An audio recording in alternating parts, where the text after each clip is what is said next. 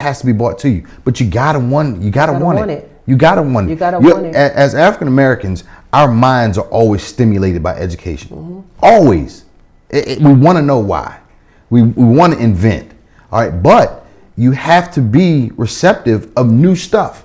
Get out of your old stuff that's all you've been doing for the last 20, 30 years. It's really not getting you anywhere. Right. All right. Receive some new stuff. We also have to expand that when you get the knowledge, stop fighting against it. Stop fighting against it. One of the things, and you know, I always point finger at self. One of the most frustrating things for me is arguing with young men in my family, particularly my son, about foolishness. When I say pull your pants up and you want to argue. I talked to a group of men once and I was like, this thing started in the prison system.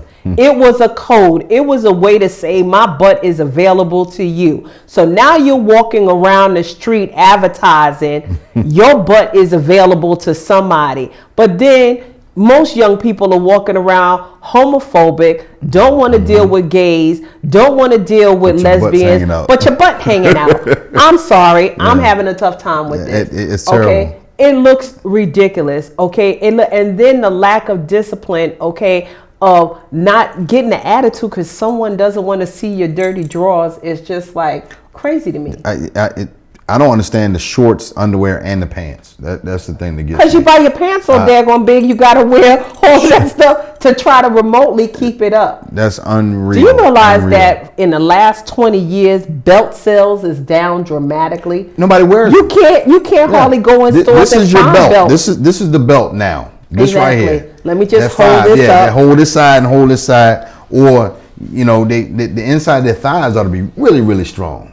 You know, from walking like a duck, keeping their pants up. Or like my mother says, like a dirty pamper. Right. Oh, God. Yeah, definitely. Yeah. It's terrible. My thing is, like I heard on the radio, the women stop condoning it.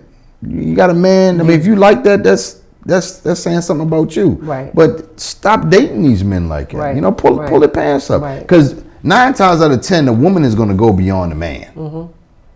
She may grow up and do certain things as a child, but when she gets older and starts having a family and kids and stuff, her mind is going to grow beyond the man. That's true. And she's going to grow out of that, looking at your pants fall down and stuff like that. She's not going to want to see that. That's true. So, you know, women, y'all just, hey. I think, and those are things that I talk about, you know, on my radio show that's getting ready to start on October the 3rd on Blog Radio TV, Raw Silk, and we're going to be talking about those very things, okay? The things that we have to command in our relationships, okay? And stuff. But I know that time is winding down and everybody has seen Ryan. Ryan has been on the show with me. So Ryan, tell them a little bit about yourself.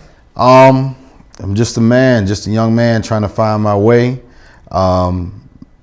I've been working forever. I mean, I've had, you know, probably 15 jobs in my life, you know, and I finally got to the point where I wasn't happy where I was working, and I had to step. I wanted to own my own business. I didn't know what, you know, I just had to wait for God on that.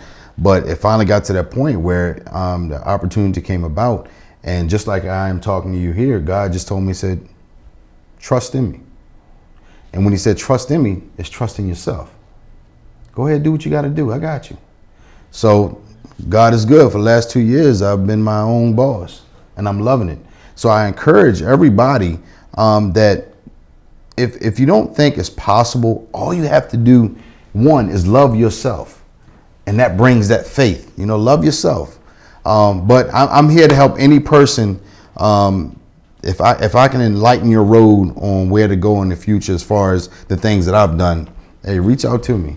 You know, reach out to me anytime. And I definitely appreciate that. That's why I love having you on the show. You give a male's perspective, which is so really, really important. And just to the fans of the show and the people that's watching, I know and I'm clear that the last 3 weeks we have laid some heavy things on you, some heavy conversation.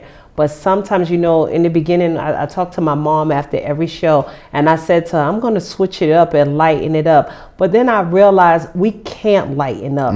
We can't take our hands off. We've got to keep pushing and beating. We don't care if the phone don't ring. We don't care if the lights go out. It's a message that needs to be said. And I just believe personally to utilize the vehicle that God has allowed me to Yes. have Yes. to educate and enlighten us as a people. So with that being said, I really appreciate once again for everybody that watched. I appreciate the gentleman that gave us a call. Please continue to watch. We will continue to dialogue about important things that are affecting us as a people. We will continue talking sister to brother, even though we say sister to sister, until my sisters can, make it back. But we just enjoy it. We thank Carmel Entertainment once again for always being the man behind the scenes. We thank my better half, my husband, for always being behind the scenes. Those are my two executive producers.